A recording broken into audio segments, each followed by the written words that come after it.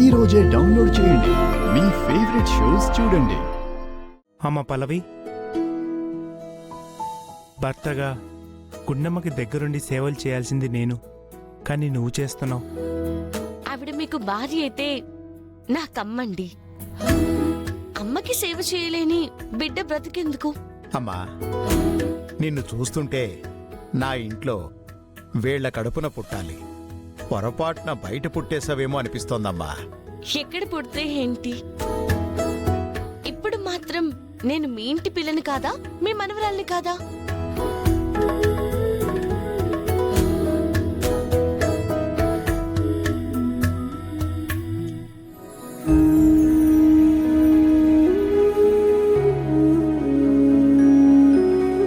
పల్లవి,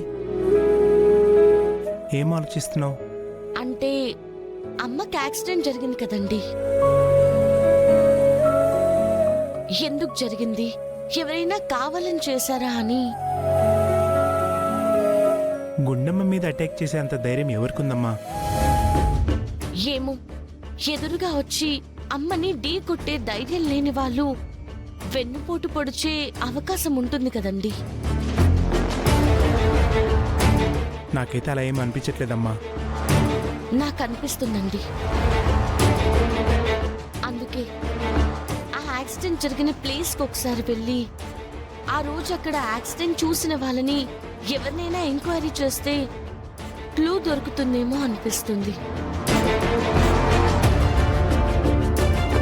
ఒకసారి అక్కడికి నేను వెళ్ళొస్తానండి.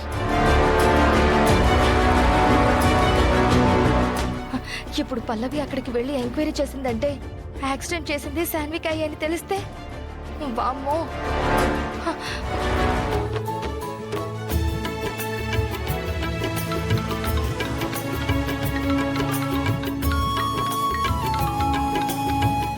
హలో, చెప్పరా.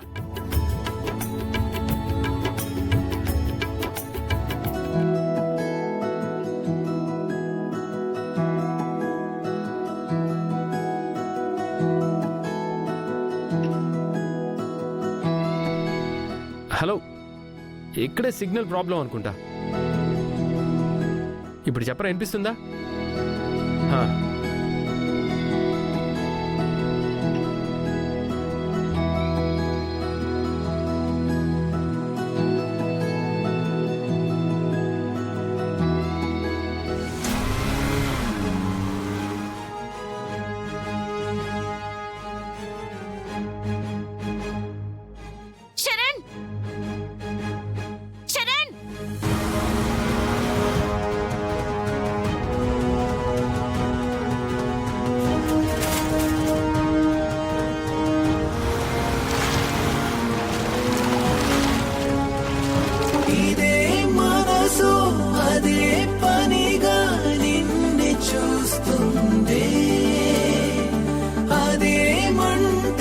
సదానాతో గొడవ పడుతుందే చెలి నీ వశమై, ఇదేం పరవశమే.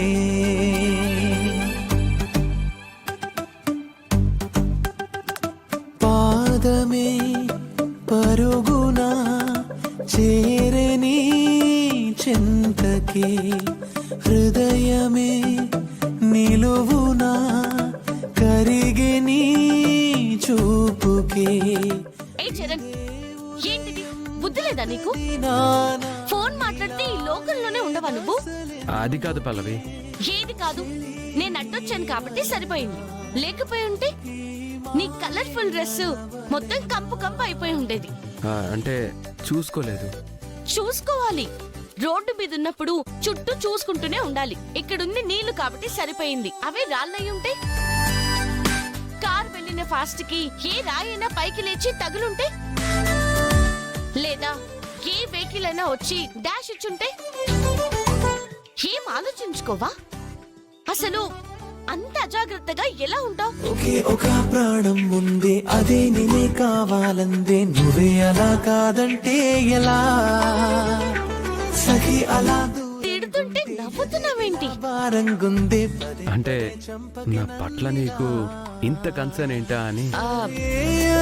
కన్సర్న్ అంటే మరి నువ్వెప్పుడు ప్రతిసారి గొడవ పడినా నీతో వాదించాలనే ఉంటుంది. వలపు కౌగిలి కానీ ఎందుకో ఇవాళ నీతో గొడవ పడాలని లేదు.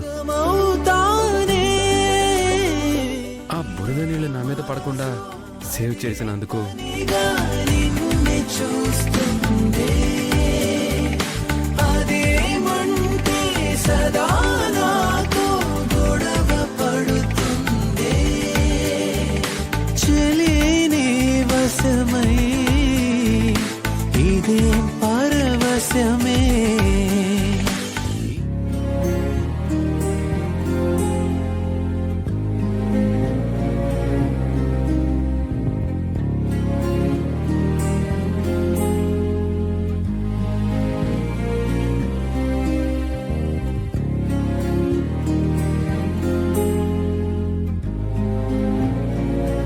I'm very sorry Charan.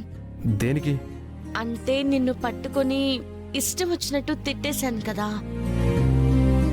నా కోసమే కదా నువ్వు చెప్పింది. కరెక్టే. రోడ్డు మీద ఉన్నప్పుడు జాగ్రత్తగా ఉండాలి. ఇక నుంచి అలాగే ఉంటాను. జాగ్రత్త.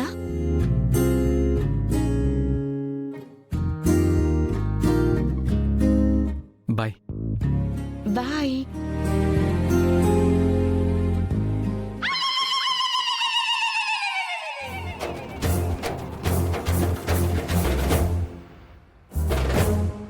అక్షిత, నువ్వెప్పుడొచ్చావు? ఏ రాంగ్ టైంలో వచ్చానా? మీ రొమాన్స్ కి అడ్డు రాలేదు కదా. రొమాన్సా?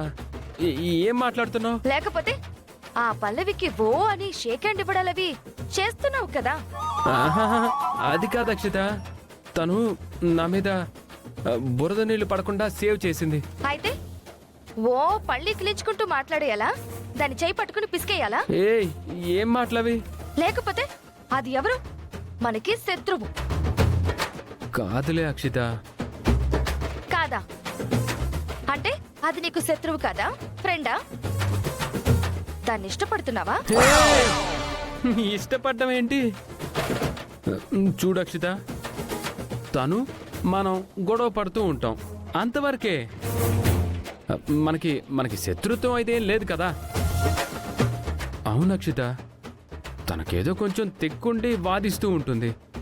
దాంతో నేను కూడా గొడవ పడుతూ ఉంటాను, అంతే. నిజం చెప్పాలంటే తను చాలా మంచిది అక్షిత. నాకెన్నిసార్లు హెల్ప్ చేసిందో తెలుసా? అయితే నన్ను వదిలే, దాంతోనే పో. ఏ అక్షిత, పల్లవికి నీకు కంపారిజన్ ఏంటమ్మా? తను ఏనుగు పిల్ల, మరి నువ్వేమో నాకు ఇష్టమైన ఆడపిల్ల.